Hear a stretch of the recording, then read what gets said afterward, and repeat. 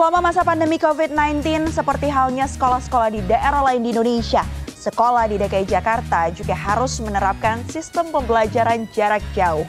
Atau istilahnya adalah studi remotely atau school from home ya. Mungkin beberapa dari Anda nih boleh angkat tangan, pasti juga mengalaminya. Nah, proses pembelajaran ini harus tetap berjalan karena ini merupakan hak peserta didik. Adik kita ini juga harus tetap bisa terpenuhi haknya dalam mendapatkan pendidikan. Meski dalam prosesnya memang tidak semudah dalam proses sekolah tatap muka yang sudah sering sekali kita jalankan sejak dulu. Namun dalam belajar via virtual ini ada sejumlah kendala yang dihadapi para guru, murid maupun orang tua. Mulai dari sinyal internet hingga fasilitas gadget atau gawai juga, ini juga menjadi salah satu faktor penunjang dalam proses pembelajaran secara daring.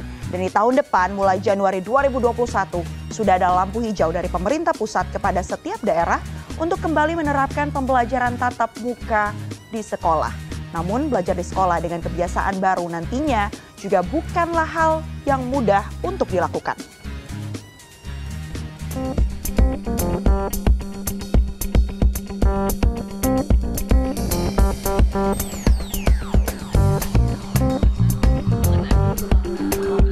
Pandemi COVID-19 yang melanda dunia menghantam hampir seluruh sektor kehidupan.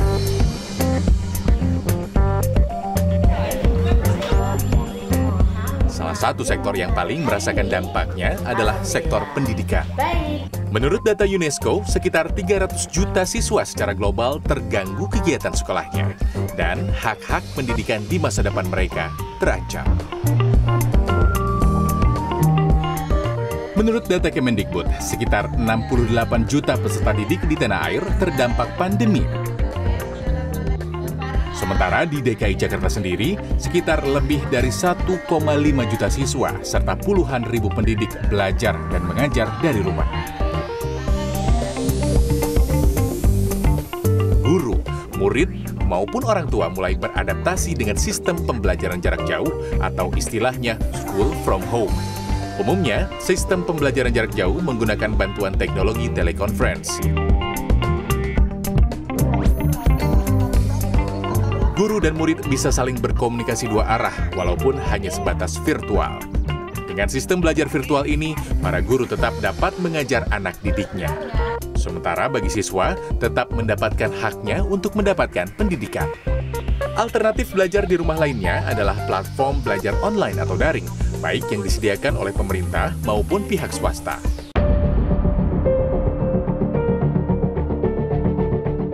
Namun pada kenyataannya, pembelajaran jarak jauh bukan tanpa tantangan. Pandemi yang menghantam secara cepat dan tiba-tiba membuat infrastruktur dalam sistem pembelajaran jarak jauh belum dipersiapkan dengan sempurna. Umumnya, masalah yang kerap dihadapi dalam proses pembelajaran jarak jauh di tanah air adalah fasilitas internet dan ketersediaan gawai. Pihak sekolah, terutama tenaga pendidik, harus putar otak untuk mendapatkan metode yang ideal agar sistem pembelajaran jarak jauh menjadi seoptimal mungkin. Di tahun depan, pemerintah pusat telah memberikan lampu hijau kepada setiap daerah agar sekolah bisa kembali dilakukan secara tatap muka. Namun, tentunya dengan penerapan protokol kesehatan yang sangat ketat. Kedepan, tantangan dunia pendidikan tidak hanya sebatas belajar virtual, namun juga belajar tatap muka di sekolah dengan kebiasaan baru di tengah pandemi COVID-19.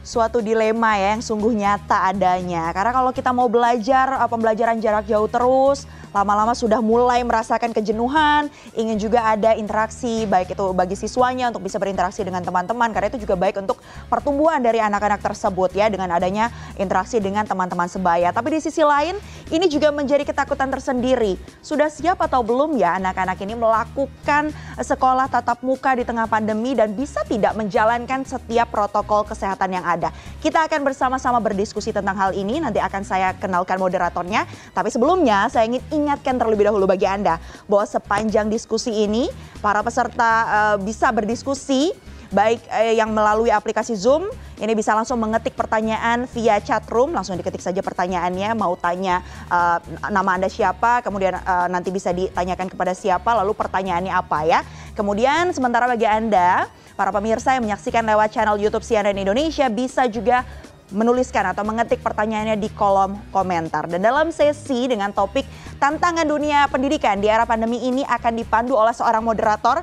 Ini yang merupakan lulusan jurusan pendidikan dasar dari Boston University dan gelar masternya ini diraih merupakan master bidang pengembangan pendidikan internasional atau International Education Development dari Columbia University Amerika Serikat. Saya akan langsung menyapa ini Amanda Widdarmono yang merupakan Chief of Teachers Initiative Zenius. Hai Amanda. Hai, apa kabar? Baik, Selamat sore Amanda. Amanda ini kan selain aktif di Zenius, kemarin juga sempat meluncurkan Zenius untuk guru ya. Jadi yang harus dipikirkan itu memang bukan cuma anak-anaknya saja, gurunya juga, orang tuanya juga. Dan salah satu inisiatif yang dikeluarkan atau dilakukan oleh Zenius adalah mengeluarkan Zenius untuk guru.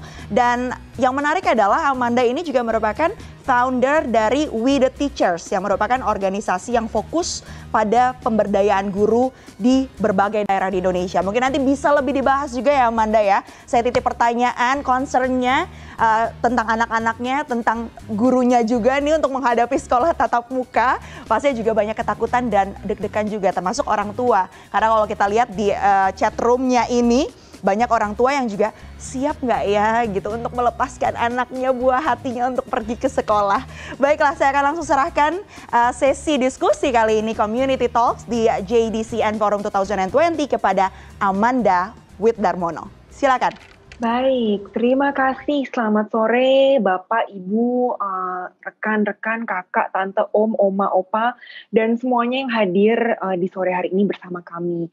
Dan ini adalah Community Talks on Education, dan memang pendidikan menjadi suatu hal yang menjadi concern kita semua ya, untuk Bapak Ibu sekalian yang juga berperan sebagai orang tua. Tentunya ada perbedaan di mana putra dan putri melakukan persekolahan dari rumah, kemudian ini harus disandingkan dengan semua kegiatan yang biasanya terjadi di rumah juga. Dan ini kita sudah melakukannya sejak 16 Maret 2020 ini, Bapak Ibu sekalian. Jadi memang di bulan-bulan ini, paling tidak untuk saya dan teman-teman guru di Zenius untuk Guru memang menjadi ups and downs ya. Pembelajaran kami banyak sekali, tapi apa yang kami pelajari di bulan April sepertinya sudah berubah dan bulan Juni beda lagi trennya.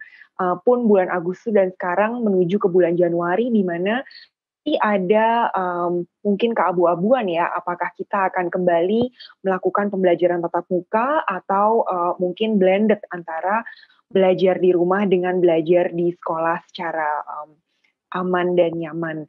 Dan sore hari ini saya sudah ditemani oleh beberapa teman saya, ada 3, di mana mereka juga adalah pejuang pendidikan dalam ranahnya masing-masing. Di sini ada Ibu Lina Marliani. Hai Ibu Lina, selamat sore. Ibu Lina adalah dari Abdul Latif Jamil Poverty Lab ya, nanti siapa, apakah itu yang J-Lab itu, kemudian JPAL, kemudian apa juga yang dilakukan oleh JPAL dengan pemerintah Provinsi DKI Jakarta, nanti akan kita pelajari bersama. Kemudian juga ada Mbak Mbak Inka dari Sekolahmu, beliau adalah COO dari Sekolahmu, nanti juga Mbak Inka pasti akan cerita. Dan ada Pak Jonathan Cheng dari Google for Education, dari Google Indonesia. Selamat sore, semoga semuanya sehat, jiwa dan raga, dan sudah siap untuk hampir liburan, tapi kita diskusi sebentar ya, bagaimana kita bisa berefleksi dan kemudian membawa pembelajaran ini kepada tahun selanjutnya. Saya boleh mulai dari Ibu Lina dulu ya, Bu ya. Selamat sore, Ibu. Apa kabar? Selamat sore, Amanda. Baik-baik. Iya, oke. Ibu adalah Executive Director ya dari JPAL Southeast Asia. Boleh dijelaskan dulu mungkin Bu untuk teman-teman yang belum kenal apa itu JPAL Southeast Asia? Oke, halo semuanya, terima kasih atas waktunya. Sedikit perkenalan tentang, JPAL. JPAL kami adalah lembaga penelitian yang bernaung di bawah LPM FEB UI. Nah, mission kami itu, kami ingin melakukan penelitian tidak sekedar hanya penelitian, tapi kami ingin memberikan masukan kepada pemerintah.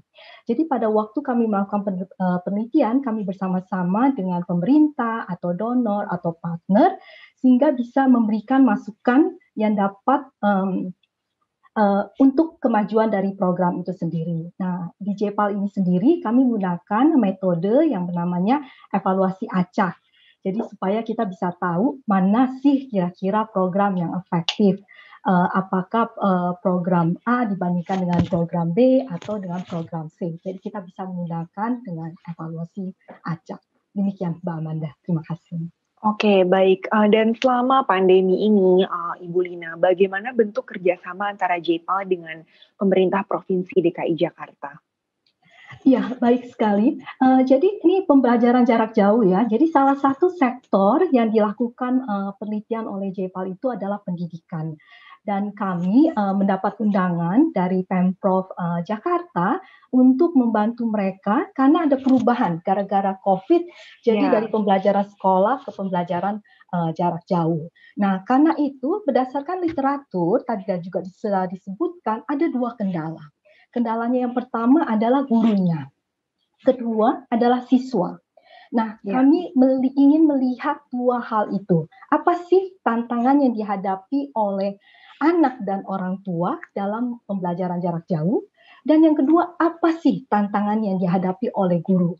Nah, studi kami ini khusus dilakukan di Jakarta. Nah, demikian. Jadi kami melakukan dengan dua metode, kuantitatif dan kualitatif.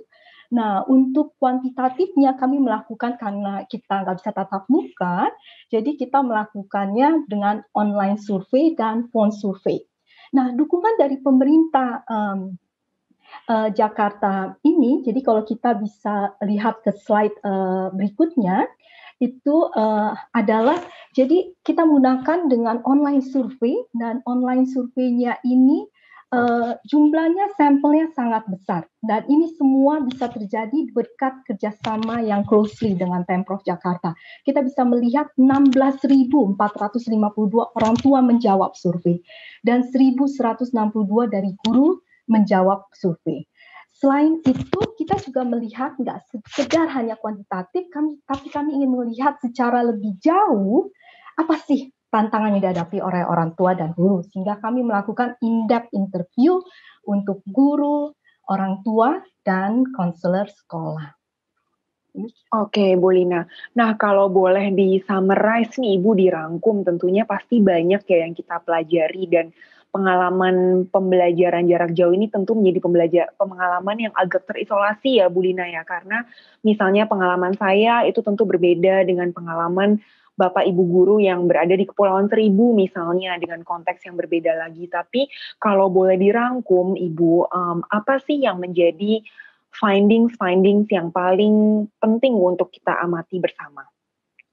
Oke, jadi kalau bisa dilihat di slide 9, kita bisa lihat ya dari sisi orang tua, kira-kira apa sih tantangan yang dihadapi oleh orang tua dalam hal ini. Jadi kita bisa lihat 3 tantangan utama itu, jadi kalau bisa ditampilkan di slide 9 itu, adalah yang pertama adalah kesulitan anak fokus dalam belajar. Ini adalah tantangan yang paling besar, ada sekitar 54%. Kemudian yang kedua, seperti juga sudah disebutkan ya, dan kita semua juga memahami ya, kalau misalnya ada anak-anak di rumah, adalah koneksi internet. Nah, kemudian juga yang ketiga adalah kita mesti berbagi gadget dengan anggota keluarga yang lain. Nah, pada waktu kita teliti lagi, kenapa nih kira-kira anak ya? Jadi saya fokusnya nih yang kesulitan anak fokus belajar. Kenapa kira-kira gitu ya? Nah, kita mempelajari ternyata biasanya tuh anak-anak itu bersosialisasi bersama temannya, sebaya, bermain. Nah, sekarang tidak ada. Jadi mereka merasa jenuh. Nah, kemudian karena kebiasaan belajar yang berubah, juga anak jadi sensitif dan terganggu. Kemudian kita lihat beban tugas yang dirasa lebih tinggi. Tetapi yang sebenarnya lebih menarik di sini adalah pada waktu kita pengen melihat fokus anak paling sulit itu adalah anak-anak di tingkat kelas rendah. Kita bisa lihat di anak kelas 1, 2, 3, dan 4. Nah, ini tetapi kalau anak kelas 5 dan 6 mungkin karena mereka lebih dewasa, jadi mereka bisa lebih fokus ya terhadap dengan pelajarannya. Nah, kemudian yang menarik, tapi ternyata orang tua men-spend more time justru di anak-anak tingkat lebih tinggi.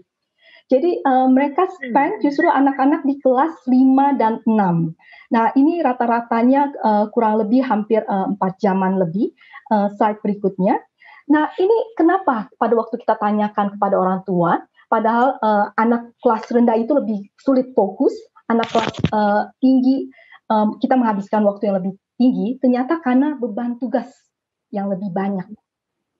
Nah, dan rumit, serta karena sudah mendekati evaluasi akhir kan, jadi kita lihat itu alasan. Nah, itu dari sisi anak. Nah, kalau kita melihat apa sih tantangan, itu dari sisi anak dan orang tua. Tapi apa tantangan dari guru? Nah, kalau dari tantangan dari guru, kami melihatnya secara dengan menggunakan korelasi. Jadi dengan regresi, kita melihat kira-kira faktor apa yang mempengaruhi guru, terutama dalam tantangan menyiapkan materi.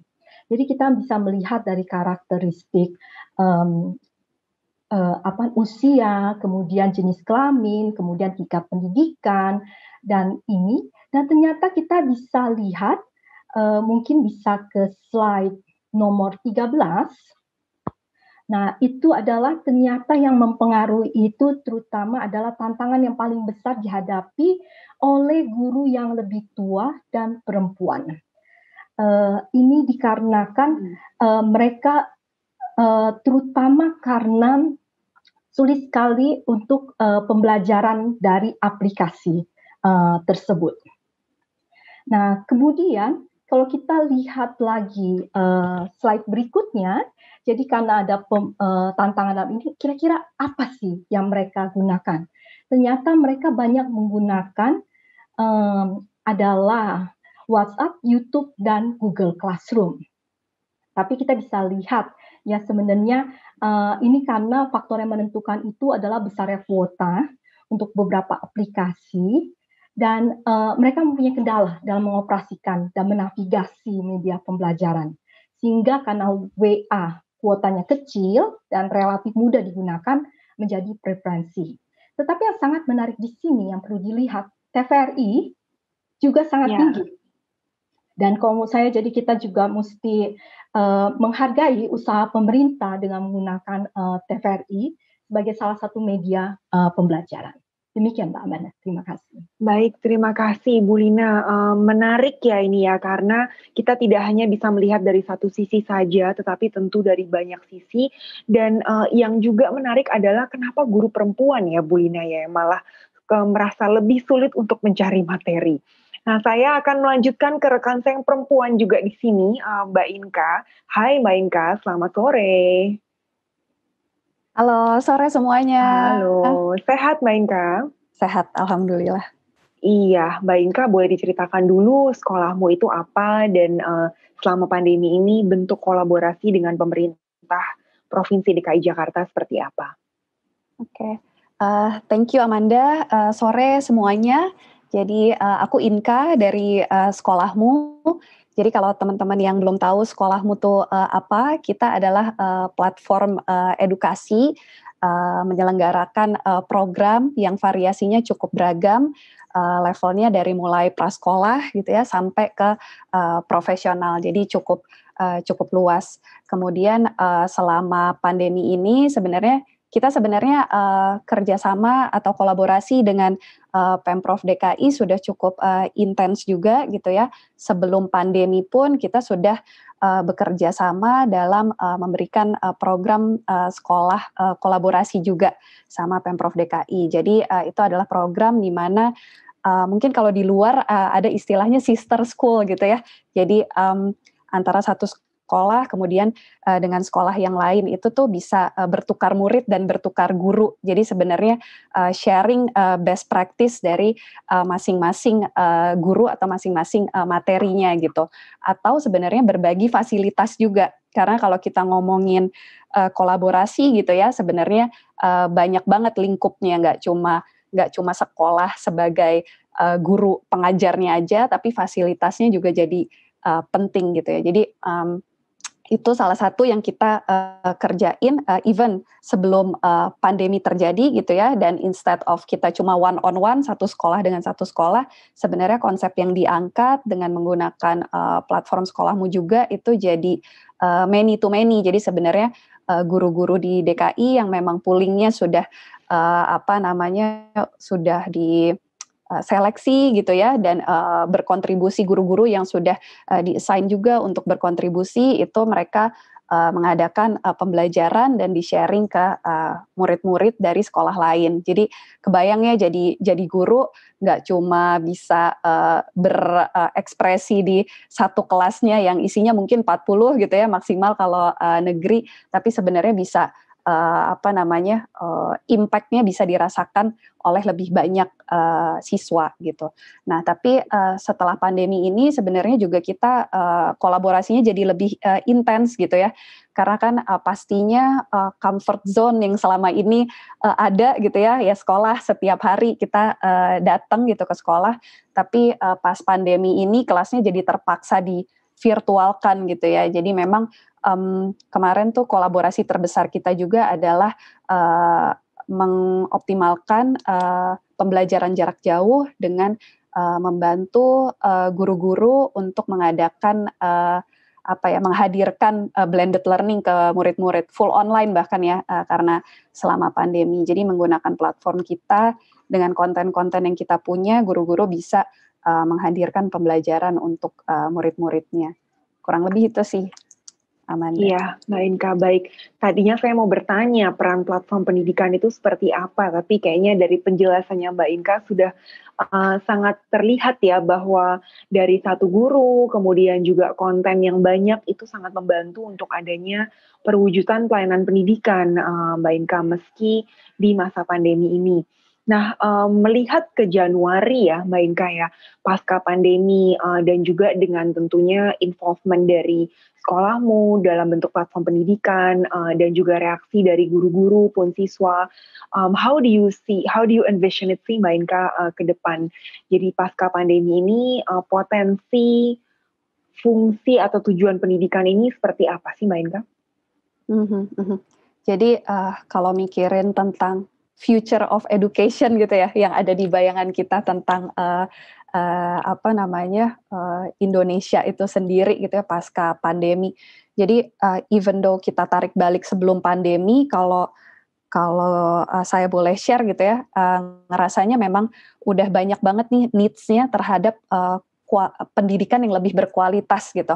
Jadi mungkin karena tingkat literasi digitalnya juga lebih baik untuk orang tua yang ada saat ini gitu ya. Jadi memang variasinya tuh jadi kerasa banget dibutuhkan gitu ya, muncul sekolah-sekolah alternatif, metode belajar yang macam-macam gitu ya. Jadi memang udah bergerak gitu trennya, even sebelum pandemi. Nah sebenarnya pandemi ini mengakselerasi semua yang sifatnya tuh tadinya kita pikir mungkin 5 tahun lagi gitu ya bakal terjadi. Nah ini sebenarnya kayak ditarik nih jadi harus gitu ya, mau nggak mau. Jadi sebenarnya yang yang dibayangkan tuh sebenarnya juga udah makin cepat gitu ya terjadinya.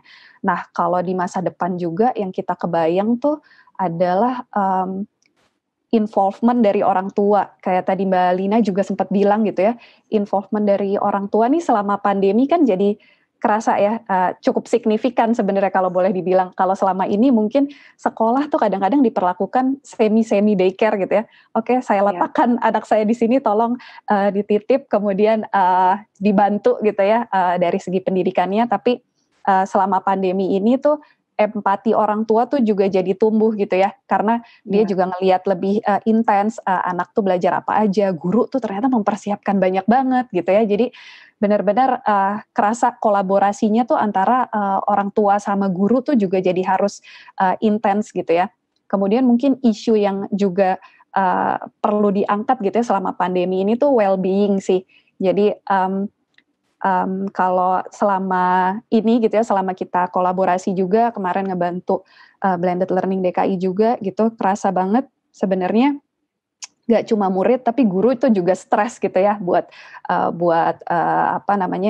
berpindah gitu ya metode ajarnya. Jadi sebenarnya butuh banyak juga checkpoint gitu ya untuk memanusiakan hubungan juga nih, walaupun secara virtual tapi sebenarnya bisa terjadi.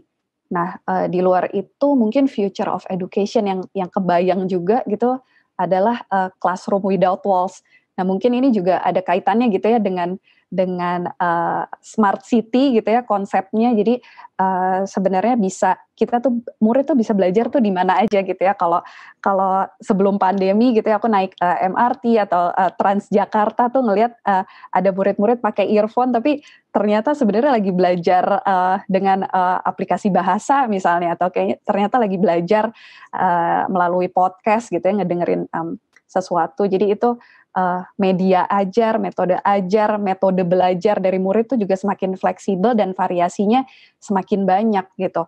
Nah, kemudian yang kerasa juga selama pandemi ini adalah semua bisa jadi guru gitu ya, semua murid, semua guru. Jadi kolaborasi antara industri gitu ya yang pada mau sharing tentang ekspertisnya masing-masing, banyaknya webinar gitu ya, jadi semakin mudah. Jadi murid tuh benar-benar bisa belajar dari mana aja gitu ya. Semua tuh bisa jadi guru. Bahkan kita kalau di sekolahmu banyak juga program-program yang sebenarnya murid yang ngajar murid lain, atau murid tuh juga sharing gitu ke guru tentang program-programnya. Nah, mungkin yang perlu di-highlight juga adalah dengan banyaknya potensi yang ada, terus dengan banyaknya fitur atau teknologi yang ter-unlock selama pandemi ini gitu ya, yang perlu di-highlight adalah sebenarnya perannya si platform pendidikan gitu ya, itu tuh sebenarnya bukan untuk menggantikan guru atau untuk menggantikan sekolah, tapi sebenarnya kita bersama-sama membantu guru, membantu sekolah, membantu orang tua dan murid gitu ya, untuk bertransformasi secara digital supaya semuanya lebih baik. Jadi visi misi bersamanya tuh kerasa dengan kolaborasi ini juga gitu. Disitulah sebenarnya platform pendidikan yang memang kekuatan utamanya adalah inovasi gitu ya, bisa jadi hub, bisa jadi enabler, jadi sangat penting sebenarnya. Terima kasih Mbak Inka. Memang ini jadi kayak kelas kilat ya untuk kita semua ya. Pun studi yang disampaikan oleh Bu Lina bahwa di kami pun guru-guru yang ikut pelatihan menjadi jauh lebih banyak jumlahnya. Dan mereka yang juga membagikan pengalamannya untuk melakukan pengajaran jarak jauh. Bedanya dari bulan Juli dengan sekarang itu juga banyak sekali. Dan saya ingin mendengar juga dari rekan saya yang ada di sini, Pak Jonathan Cheng. Hai Pak, selamat sore. Halo, selamat sore semuanya. Hai, Pak, ini kalau saya tahu Google for Education kan yang kepikiran pertama Google Classroom ya, tapi lagi-lagi Pak boleh dielaborasikan lagi kepada teman-teman yang mungkin belum kenal sepenuhnya apa itu Google for Education. Dan di sini juga saya membaca bahwa Google for Education merupakan salah satu kolaborator dengan Pemprov DKI Jakarta, berkontribusi untuk memberikan solusi inovasi dan teknologi. Nah, secara konkret itu bentuknya seperti apa sih Pak Jonathan? Ya, terima kasih. Sekali lagi, buat ini saya tahu kalau pandemi ini memang sulit sekali buat guru-guru, murid, dan juga orang tua. Makanya dari pihak Google, tapi sebelum ini saya mau point out something that Lina share ya. Ada spike the usage of Google Classroom, itu benar. Ini jadi dari pihak Google. Kita melihat secara teknologi ini untuk enabling the learning dan the studying the teaching still continue. Jadi kalau biarpun ada pandemi, biarpun semuanya harus belajar dan sekolah dari rumah atau dari tempat-tempat yang lain, tapi tetap kita memberikan platformnya. Nah, Google for Education ini kita ada dua bagiannya. Pertama tentunya devices-nya ya. Tentu kalau kita belajar memang bisa dari mobile phone atau dari tablet, tapi mungkin pelajarannya atau interaksinya kurang bisa seberapa full kalau dibanding dengan memakai laptop. Makanya kita melihat banyak sekali ada permintaan pembelian dari Chromebooks itu spike sekali di Indonesia. I would say Indonesia one of the fastest growing markets for Google for Education and for Chromebooks. Jadi ini juga a testament ya kalau Chromebooks as a device itu bisa enable the learning and the teaching. Nah, komponen kedua itu Google for G Suite atau Google Suite. Nah, ini ada Classroom, ada Assignment, ada Google Meet, ada jadi bisa ada video conferencing juga dengan murid-murid yang satu sama yang lain atau sama gurunya. Dan juga karena Google kita memang tahu untuk video itu biasanya ngambil bandwidth selalu lebih banyak. Makanya latensi kita kita bisa bikin opsinya untuk lebih lower so that biarpun murid-murid atau guru-guru yang misal di kota-kota yang lebih kecil, yang broadband koneksinya mungkin belum tercapai atau nggak kuat, bisa masih pakai vouchernya 4G LTE atau voucher kuota voucher telepon, jadinya datanya masih bisa continue learning. I think for us itu kita selalu memikirkan bagaimana supaya mensupply ada devices-nya, hardware and software. Karena satu sama yang lain harus symbiotic, harus ada relationship-nya. I see. Terima kasih Pak Jonathan. Tadi Bapak sudah menyentuh sedikit mengenai bagaimana Indonesia itu very fast and growing market ya, bahwa pembelian Chromebook, kemudian penggunaan software Google itu juga sangat meningkat. Dari sisi software seperti itu, hardware juga, tapi dari sisi behavior para user, Pak Jonathan, para guru, para siswa, pun juga orang tua ya, jika mereka terlibat di dalam interaksi pembelajaran yang ada di ekosistemnya Google, itu apa kabar sih Pak Indonesia dibandingkan dengan negara yang lain? Wah, ada nih, nanti saya cerita salah satu anekdot yang bikin saya bangga sebagai kepala Google for Education Indonesia. Karena banyak orang Indonesia nih ternyata memakai Google Lens. Itu salah satu fitur yang bisa untuk image recognition atau translation from text atau juga image.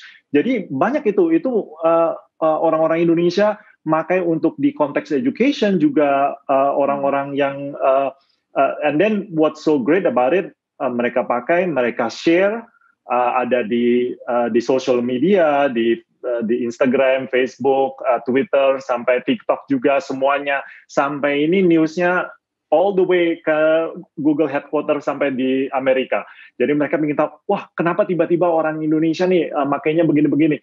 Dan ini jadi sebagai contoh kreativitinya side-nya anak-anak sekolah dan juga user-user orang yang di Indonesia yang mulai mengeksplor the different features of what the Google ecosystem yang bisa membantu learning and or maybe something just fun.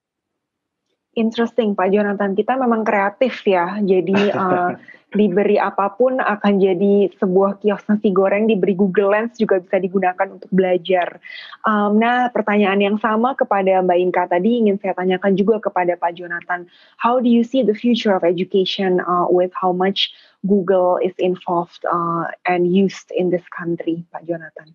Ya, seperti yang sudah dijelaskan dari yang Lina sama Inka, menurut saya the pandemic has accelerated the digital transformation, and ini the scale-nya unprecedented ya. Jadi menurut saya dari pihak Google juga kita melihat ini is the way of the future, meaning bakal lebih banyak embracing technology, embracing the method of learning. Biarpun of course semua orang mau pulang lagi ke kelas-kelas untuk interaksi in person ya waktu kalau sudah safe untuk to do so. Tapi kita lihat ini bakal tetap using technology as a tool untuk mengajar dan untuk belajar. Jadi menurut saya teknologi itu nggak bakal and cannot replace teachers, but the technology can empower our teachers and empower our students so that mereka bisa belajar dan mengajar seterusnya. Jadi menurut saya di 2021 kita bakal lihat lebih banyak lagi demand untuk devices like hardware dan juga tentu software-nya juga.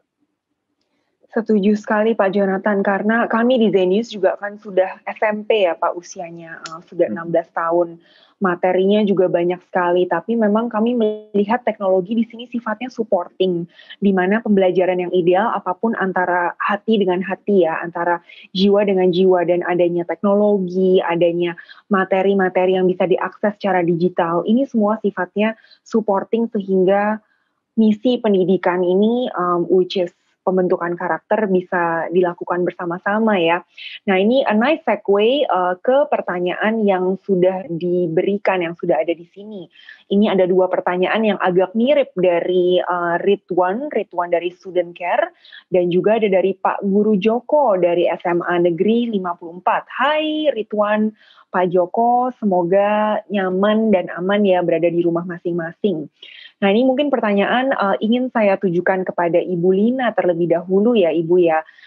Mereka bertanya mengenai bagaimana sih menumbuhkan karakter yang baik kepada siswa selama PJJ. Terlebih ketika atmosfer keluarga kurang mendukung. Bagaimana pengembangan sikap, pengembangan karakter yang kita tahu sikap dan karakter ini juga menjadi bagian kompetensi dari kurikulum yang ada.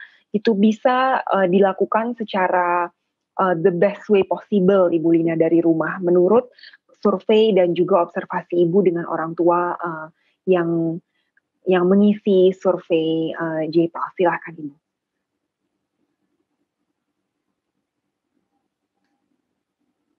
Ya, terima kasih atas pertanyaannya. Kalau menurut saya ini pertanyaan yang sangat-sangat bagus ya. Bagaimana nih cara kita menumbuhkan karakter dan pengembangan sikap dan karakter. Seperti tadi juga disampaikan oleh Inka dan Jonathan, kita tuh perlu sebagai orang tua, jadi sekolah itu bukan sekedar penitipan anak. Nah, sekarang kita semua bersama-sama dengan orang tua dan guru, bagaimana cara kita membimbing anak dan melihat, jadi praktek yang kita temukan, yang hasil dari survei kami bersama dengan orang tua dan guru adalah sangat penting melihat mood anak. Karena kalau kita melihat anak sudah mulai jenuh gitu ya, terus kayak gitu, kita sebaiknya jangan dipaksakan. Jadi itu yang pembelajaran kami. Sebaiknya kita memberikan ruang dan waktu supaya moodnya kembali baik dan sehingga mereka bisa bertugas lebih baik. Nah, ini juga biasanya bisa dengan ini, kan kalau misalnya kita sekolah, pelajarannya kan nggak cuma matematika, bahasa Inggris, yang sulit-sulit ya, tapi kan ada melukis, kemudian ada pelajaran seni, ada pelajaran tari. Nah, jadi ini kita bisa memberikan kesempatan kepada anak kita untuk mengerjakan hobi mereka, sehingga mereka tuh lebih recharge terhadap karakteristiknya. Itu demikian yang kami dapatkan pada waktu kami mewawancara dari guru dan orang tua, bagaimana supaya nih pembelajarannya bisa seimbang di rumah, seperti itu. Terima kasih Bu Lina, dan dengan memberikan ruang dan waktu kepada karakternya mereka, kepada kejenuhan mereka, juga untuk melakukan aktivitas yang mengcounter kejenuhan itu, yaitu hobi-hobinya para putra dan putri ini, harapannya menjadi ada ruang ya Ibu ya, untuk membangun karakter yang ada. Nah ini juga sangat asik jembatannya ke pertanyaan selanjutnya. Pertanyaan ini yang saya tanyakan kepada Pak Jonathan. Sebetulnya ketika kita jenuh, ini siswa pun guru ya, kalau di Zenius banyak sekali guru-guru yang menyampaikan jenuh sekali untuk melakukan pembelajaran jarak jauh ini. Kejenuhan ini biasanya muncul karena berlama-lama harus menatap layar laptop atau handphone, Pak Jonathan. Dan ini tentu tidak hanya di dunia pendidikan ya pastinya. Dan Google punya banyak sekali pengalaman, I'm sure yang berkaitan dengan interaksi antara manusia dengan Black Mirror-nya, dengan layarnya. Nah, bagaimana sih Pak Jonathan untuk mengatasi kejenuhan ini dan mungkin boleh dikaitkan di dalam konteks belajar mengajar? Ya, terima kasih itu buat pertanyaannya. Memang benar kalau kita mungkin secara pasif kita liatin the screen monitor all day, terus dari kelas ke kelas, mungkin kita pasti bakal jenuh dan juga mungkin merasa kurang ada interaksinya sebagai gurunya juga. Tapi menurut saya salah satunya feature yang G Suite, for example, kita ada kolaborasi tool, ada Jamboard, jadi bisa ada feature-feature lain yang bisa untuk lebih interaktif. Jadi tidak seperti kayak lecture kayak one way saja, tapi ada participation dari murid-muridnya dan juga itu salah satunya.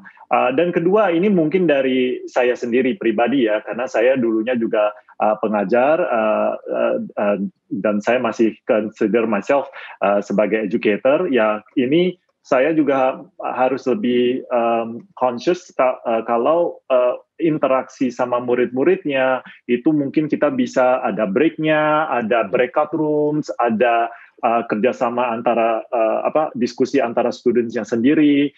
Jadi tidak selalu structure kelas-kelasnya sama terus. Itu salah satu yang kita bisa lihat juga. Nah, another point that saya mau add yang dari pengalaman saya juga yang pribadi, itu biasanya murid-murid senang sekali kalau mungkin ada guest speakers yang datang. Jadi tidak selalu lecture-nya atau pengetahuannya dari narasumbernya dari cuman gurunya sendiri juga. Selalu itu kelas saya yang ada guest speaker selalu ratingnya selalu lebih tinggi. Dan juga kalau misal mungkin ada documentary atau video yang film bisa kita share terus sebagai untuk menggunakan itu untuk diskusi kelas juga. So in summary, kita harus mix and match dengan cara kita mengajar supaya tidak ada perasaan ini terlalu statik ya cara belajarnya gitu. Ya, terima kasih Pak Jonathan. Ini berarti harus ada kreativitas ya dari fasilitator pembelajarannya, yaitu guru dalam pertama mungkin mencari materi pembelajarannya dulu, kemudian menyusun kegiatan pembelajarannya, dan di sini juga satu yang saya garis bawahi dari yang tadi Pak Jonathan sampaikan, interaktivitas ya, sehingga tidak hanya one way, tidak hanya kita melihat layar seperti ini, juga rasanya kita berada di satu ruangan meskipun kita sebetulnya berhubungan dengan layar juga. Nah, dan kreativitas ini tentu menjadi demand untuk para guru ya, dan saya bertanya nih kepada Mbak Inka, ada pertanyaan juga dari Pak Joko juga, Pak Joko dari SMA Negeri 54. Dari pengalamannya Mbak Inka berinteraksi dengan berbagai guru dengan semua konteksnya. Menurut Mbak Inka dan sekolahmu sebetulnya bagaimana sih menguatkan peran guru selama PJJ, terlebih dengan hal-hal yang berubah terus nih Mbak Inka, kayak Januari juga belum tahu seperti apa, apakah nanti akan blended atau mungkin pembelajarannya tetap seperti ini. Bagaimana sih sebagai guru kita bisa terus meningkatkan kapasitas kita, Mbak Inka? Oke, sorry nih. Kalau misalnya kita ngomongin penguatan peran guru gitu ya, mungkin aku mau mulai dengan apresiasinya dulu sih buat guru-guru di seluruh Indonesia, di seluruh dunia bahkan ya. Aku appreciate banget selama ini udah sebagai salah satu orang yang juga mendampingi gitu ya guru-guru nih selama PJJ ini luar biasa banget effortnya. Mungkin kalau dari Mbak Lina juga banyak tuh beberapa survei yang aku cek juga gitu ya, kemudian riset-riset yang juga udah dilakukan gitu. Kalau kita benchmark ke awal pandemi gitu ya di bulan Maret April gitu di Indonesia itu tuh banyak banget murid dan orang tua ya, yang mengeluh karena banyak banget tugas. Karena sebagai guru juga paling mudah kan rasanya, karena kan mungkin kalau paling mudah ya live teaching gitu ya, mindahin dari tadinya ngajar offline terus jadi online. Cuma kan banyak banget tadi keterbatasannya, ya alatnya, ya kuotanya gitu kan. Nah jadi step kedua gitu ya, mungkin yang mudah juga, ya udah dikasih aja deh dulu tugasnya. Nah itu kan protesnya nggak cuma dari muridnya tapi orang tua, karena masih harus ditemenin gitu ya untuk bikin tugasnya. Nah itu awal Maret gitu. Nah begitu surveinya ditarik lagi nih, makin kesini itu tuh guru-guru udah cepet banget sebenarnya. Maksudnya dengan segala skill set yang nggak disiapkan gitu ya untuk menghadapi pandemi ini dalam waktu singkat juga, sebenarnya dengan segala keterbatasannya guru-guru bisa cope up, sehingga kalau kita lihat dari data aja sebenarnya udah makin banyak nih interaktivitas yang terjadi gitu ya. Jadi guru tuh nggak lagi cuma ngasih tugas aja gitu, tapi sebenarnya udah banyak banget nih yang dilakukan gitu ya, inovasinya yang pastinya juga dibantu karena kolaborasinya. Nah mungkin for the future gitu ya, untuk menguatkan juga fungsi guru, balik lagi ke kolaborasinya tadi gitu.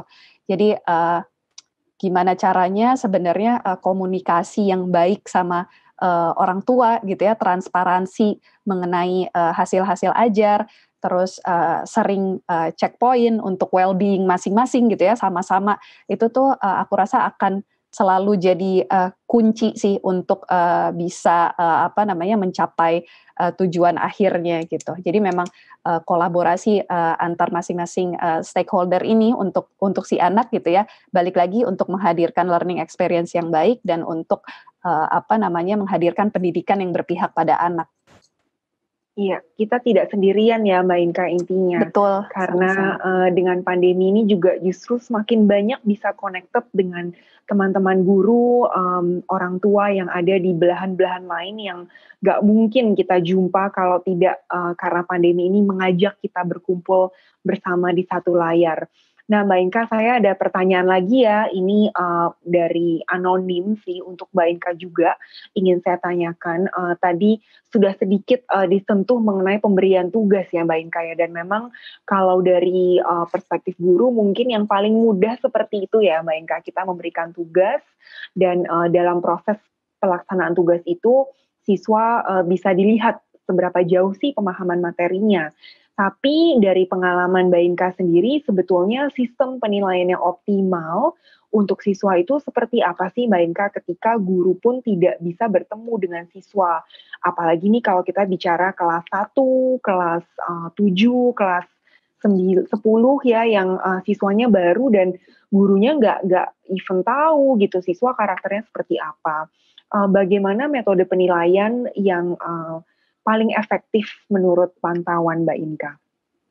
Oke, kalau ngomongin penilaian gitu ya, itu mungkin skopnya besar banget gitu ya, karena kalau kita ngomongin kompetensi base gitu ya, atau pendidikan karakter, sebenarnya yang dilihat tuh nggak hanya sebatas nilai gitu ya, atau substansinya aja gitu, tapi sebenarnya lebih luas lagi. Nah kalau yang biasanya kita lakukan di sekolahmu, kita lakukan pre-assessment dulu, terus balik lagi tadi ke kolaborasi antar orang tua sama gurunya gitu ya, untuk mengakses masing-masing anak. Kemudian dengan adanya teknologi itu sebenarnya juga personalisasi itu bisa terjadi gitu ya. Kita jadi bisa metain anak dengan lebih baik gitu, dengan banyaknya variasi yang ada gitu ya. Fungsi guru untuk mengkurasi metode-metode assessment yang ada, atau menggunakan tools-tools yang ada untuk aktivitas yang seru buat anak, itu sebenarnya juga akan selalu jadi penting gitu ya. Tapi mungkin aku akan sedikit highlight yang agak susah, karena kalau anak yang usianya udah cukup dewasa, itu kan mungkin udah lebih mudah ya literasi digitalnya. Tapi kalau untuk anak-anak yang masih kecil, sebenarnya penggunaan tugas itu juga salah satu yang bisa dioptimalkan, karena justru tugas-tugas itu tuh terjadinya bisa dibikin jadi aktivitas yang seru sama orang tua. Jadi banyak banget kalau kita lihat gitu ya di sekolahmu, di program-program kita, interaktivitas itu tuh bisa aja nggak terjadinya real time gini ya, bisa aja maksudnya kalau dari kuis-kuis segala macam gitu ya, atau kayak video dan lain-lain, pastinya tuh udah guru-guru udah sering banget lah ya, udah jago juga sekarang. Tapi sebenarnya ngasih menu belajar yang sebenarnya bisa dilakukan bersama orang tua itu tuh juga salah satu mode assessment yang bisa jadi seru banget dan bisa diaplikasikan dan bisa jadi bikin apa ya, hal tuh jadi nggak jenuh gitu ya, belajar jadi nggak jenuh, dan balik lagi tadi ke kolaborasinya sama keluarga juga semakin kencang. Iya, karena di sini lagi-lagi kita juga harus kreatif ya Mbak Inka ya, untuk mencari metode assessment yang tidak hanya tugas yang one way seperti itu saja. Baik, terima kasih Mbak Inka. Saya penasaran juga nih bertanya kepada Bu Lina, Ibu. Nah, tadi terkait dengan waktu yang diberikan oleh orang tua ya Ibu ya, di dalam pembelajarannya kepada siswa. Sebetulnya apa yang menjadi concern utama dari orang tua sih Ibu? Karena di sini tadi kalau dilihat memang orang tua merasa kesulitan untuk fokus belajar dari siswa, itu yang menjadi tantangan terbesar. Tapi apa yang menjadi harapan orang tua terhadap pendidikan di masa-masa seperti ini, Ibu? Misalnya mereka menjadi aktif membantu siswanya, ya mengapa itu mereka lakukan? Atau juga apalagi fenomena orang tua yang mengerjakan pekerjaan rumah siswanya, itu juga banyak kita temui ya, dan percakapan kami Zenius dengan beberapa orang tua menyampaikan ya, we just cannot afford it gitu. Kita sudah nggak bisa lagi kalau nungguin siswa untuk melakukan pekerjaan rumah. Sebetulnya dari orang tua sendiri, apa yang menjadi prioritas sih Bu Lina di dalam pembelajaran jarak jauh ini? Ya, terima kasih Mbak Amanda atas pertanyaannya. Kalau menurut saya ini sangat-sangat bagus ya. Kira-kira apa sih harapan dari orang tua ya? Jadi orang tua ingin memberikan yang terbaik kepada anak, dan mereka juga pada saat pandemi ini mereka menyediakan lebih banyak waktu sebenarnya. Jadi mungkin juga ada orang tua yang bekerja, dan jadi mereka mesti menyediakan lebih banyak waktu. Dan yang kita bisa lihat rata-rata sebenarnya orang tua menyediakan waktu kepada anak-anak ini per hari itu bisa sampai 4 jam. Nah, kita bisa lihat juga kalau anaknya 1, 4 jam. Kalau anaknya 2 atau 3 mesti membagi dalam hal ini. Jadi beberapa orang tua, jadi harapannya pertama adalah adanya panduan. Karena mereka ini bukan guru ya, jadi nggak semua orang tua bisa langsung menjadi guru. Jadi adalah panduan, jadi bisa memberikan panduan dan menyediakan latihan kira-kira bagaimana nih cara untuk mengajarkan satu konsep ini atau materi ini, bagaimana caranya.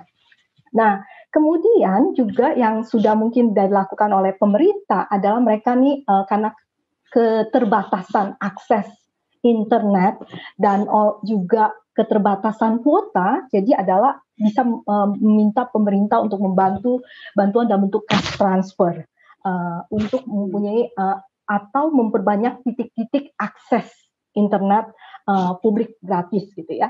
Nah, kemudian adalah juga karena kalau menurut saya, orang tua merasa sebenarnya pembelajaran blended ini juga bermanfaat.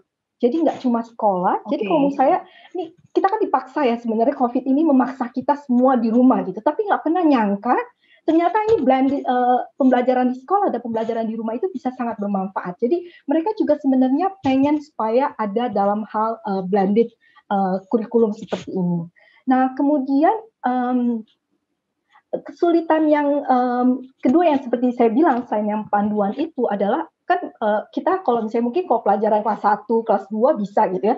Tetapi kalau sudah SMP atau SMA itu sangat sulit. Mungkin orang tuanya juga sudah lupa. Jadi sedikit tips dan trik dari guru kalau menurut saya itu sangat membantu. Itu harapan dari orang tua berdasarkan studi kami. Terima kasih.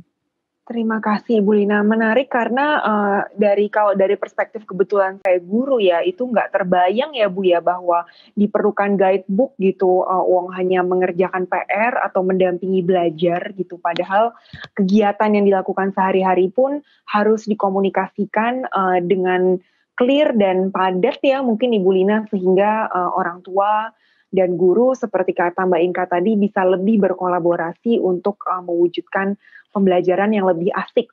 Nah, sebelum kita tutup, saya ingin tanya dulu nih dari Pak Jonathan, Bu Lina, Mbak Inka, siapa yang setuju sekolah menjadi tatap muka di bulan Januari? Boleh angkat tangan, nih kayak kelas banget ya, tapi boleh angkat tangan. Oke, siapa yang nggak setuju? Nih kok nggak ada Nggak reaksi setuju dan nih, nggak silakan. setuju. Oke, Bu Lina boleh dielaborasi sedikit gimana Bu, kalau di Jakarta? Kalau menurut saya di Jakarta ini, jadi kita mesti melihat, kita pada waktu studi J-PAL ini ya, khususnya nggak cuma tentang pendidikan, tapi kita juga bisa melihat dari sisi ekonomi dan kesehatan. Nah, karena pada masa-masa pandemi ini adalah akses itu kita mesti selaras antara kesehatan, pendidikan dalam seperti itu. Jadi kalau menurut saya fully sekolah juga agak-agak berat, tetapi kalau misalnya fully tatap muka, kalau menurut saya juga mungkin jadi kita perlahan-lahan dalam hal ini. Jadi itu yang bisa saya masukkan. Jadi saya juga belum bisa memberikan masukan apakah di di Januari adalah saat yang tepat, karena kalau menurut saya itu membutuhkan dari pandangan dari epidemiologi sama dengan dari Dinas Pendidikan Jakarta. Demikian. Baik, terima kasih Bu Lina. Pak Jonathan, bagaimana Pak pandangannya? Kalau menurut saya dari pihak Google, biarpun sekolahnya tatap muka atau dari rumah, kita siap membantu, kita siap mensupport dengan device kita, dengan softwarenya juga. Malah ada satu lagi yang saya tadi lupa kasih share, dan tadi Lina juga sebut tentang ada additional pressure, right, on the teachers and untuk teaching and everything. Makanya dari pihak kita juga ada training program yang kita kerjasama dengan local partner supaya bisa juga guru-gurunya dan murid-muridnya utilize the technology. Jadi in short, kalau udah safe dan possible to go back, they can, tapi mereka tetap bisa continue using dengan teknologinya. Atau kalau memang akhirnya disetujui tidak masuk sekolah dulu, teknologinya, all of the sort of the software, the hardware doesn't stop. The learning, I think at the end of the day, the learning sama the teaching should not stop and cannot stop because it's the downside is too much for our country. Ya, terima kasih Pak Jonathan. Either way kita sudah naik kelas ya dari sisi kefasihan menggunakan teknologi, dan ini mau tatap muka atau jarak jauh ada baiknya jika kita tetap gunakan. Dari Mbak Inka, bagaimana Mbak Inka? Kalau dari aku mungkin tergantung dibalikin lagi ke konteksnya ya.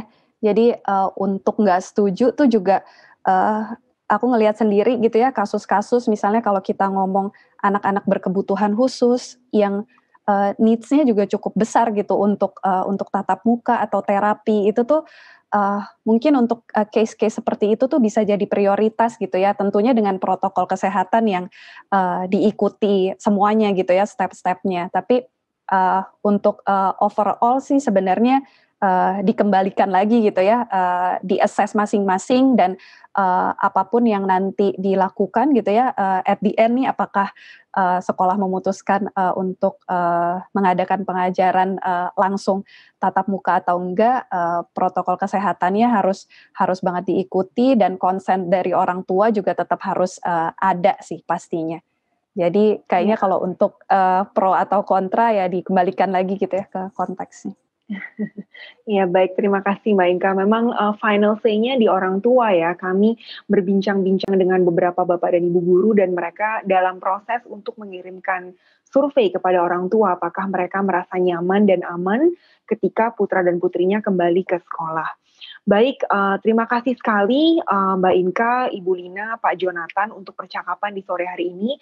Saya mencatat dan belajar banyak hal yang sebetulnya ini mungkin sudah kita alami dan sadari bersama, tetapi ini tujuannya berkumpul ini adalah bahwa kita kembali disadarkan akan pembelajaran refleksi yang indah ya. Kalau yang buruk itu ya menjadi pembelajaran juga, tapi bagaimana ini semua bisa kita bawa ke tahun 2021 yang akan datang. Bahwa pandemi ini membuat pendidikan dan kemajuan inovasi di lingkup pendidikan itu menjadi terakselerasi.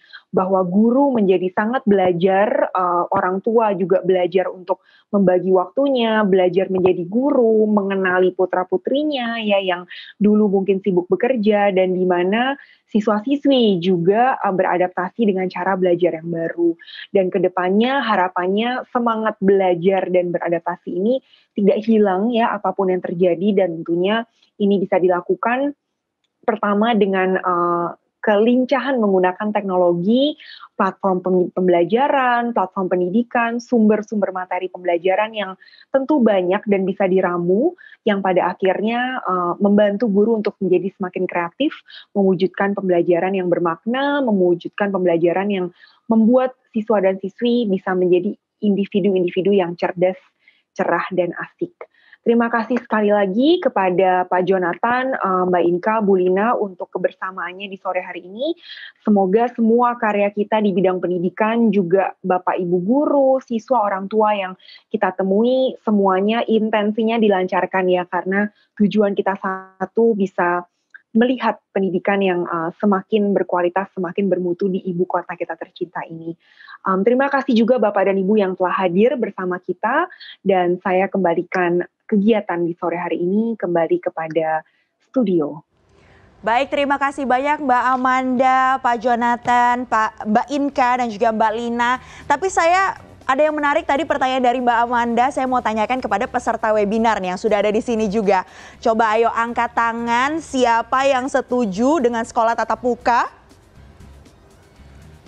Dan siapa yang belum nih kayaknya untuk tatap muka? Boleh angkat tangannya? Ya, kita lihat di sini ya, jawabannya bervariasi dari seluruh peserta webinar yang tadi hadir. Sekali lagi saya ucapkan terima kasih untuk seluruh narasumber pada hari ini di sesi education. Sehat selalu semuanya, kita sama-sama berharap pendidikan di DKI Jakarta bisa selalu lebih baik untuk kemudian ada learning experience yang terbaik bagi anak-anak. Terima kasih banyak. Ya, yang pasti adaptasi ini diperlukan dalam pembelajaran jarak jauh yang juga menjadi tantangan tidak hanya bagi siswa saja, namun juga bagi guru dan orang tua. Tapi faktanya, seperti kata pepatah, every cloud has a silver lining ya. Jadi pandemic has accelerated digital literacy. Jadi pandemi ini juga menjadi momen nih yang memaksa setiap pihak untuk bisa kemudian melek secara digital, meningkatkan literasi digitalnya. Jadi mau tidak mau harus dihadapi, perlu pemerataan infrastruktur dan juga peningkatan kemampuan bagi semua pihak. Tujuannya satu, untuk menghadirkan learning experience terbaik bagi anak-anak. Dan kata kuncinya adalah kolaborasi. Baiklah, pemerintah DKI Jakarta mendorong semua pihak untuk terus berkolaborasi dalam membangun kota Jakarta agar lebih maju dan berkembang. Dan ide kolaborasi untuk membangun Jakarta bisa Anda tuangkan pada fitur Collaboration Wall melalui website jdcn.plusjakarta.com. Dan dengan berakhirnya sesi topik pendidikan tadi, maka berakhir juga rangkaian acara Jakarta Development Collaborative Network Forum 2020 pada hari pertama ini. Semoga seluruh partisipan bisa mendapatkan pengetahuan baru, bisa mendapatkan gagasan-gagasan dari seluruh pembahasan yang ada. Dan yang pasti, yang lebih penting lagi, hasil diskusi ini bisa bersama-sama kita implementasikan, mewujudkannya dengan kolaborasi nyata yang tentunya akan membawa kebaikan bagi semua pihak di masa pandemi COVID-19. Jangan lupa untuk kembali bergabung di acara JDCN Forum 2020 besok, karena tentunya ada beragam topik juga yang menarik, pembahasannya sayang untuk Anda lewatkan. Dan selain itu akan ada juga pengumuman Plus Jakarta Award. Jadi jangan kemana-mana, langsung saja saksikan besok acara yang sama di platform yang sudah Anda saksikan hari ini. Untuk itu saya Mayfri Syari pamit undur diri, terima kasih dan terima kasih juga atas partisipasinya. Sampai jumpa besok.